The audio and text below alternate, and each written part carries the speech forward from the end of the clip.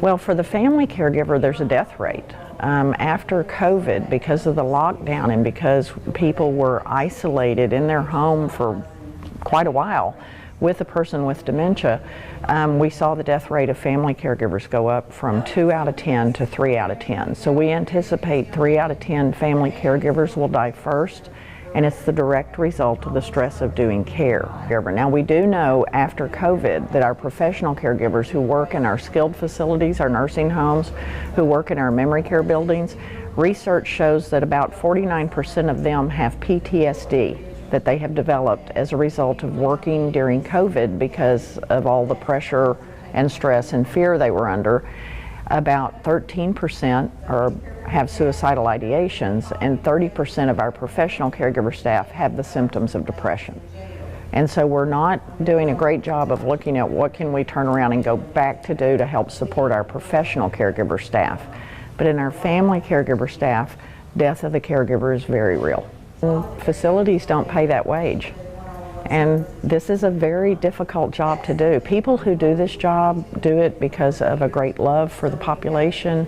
Usually they're people that were very close to grandparents. They feel drawn into this field, but like we don't pay our teachers enough, we don't pay our caregivers enough. And there is a caregiver shortage due to the amount of people that make up the population of the baby boomers and the amount of people that we have right now. The baby boomer population is simply much larger. Well, it causes a lot of communities are not able to hire as many caregivers as they would like to. So one caregiver in a skilled facility, it's not unusual that a CNA may be taking care of 15 people. And that's very difficult because somebody with dementia may take an hour to get up and get dressed in the morning. It takes an hour to assist a person with dementia with eating.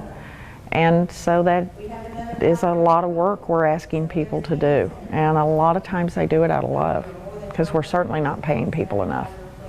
We're not really sure what's going to happen. I know that communities are still struggling to get above what they had to do during COVID.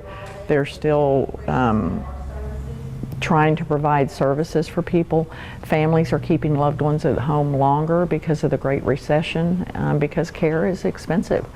And so we've seen major shifts in care and caregiving abilities and what the family is doing.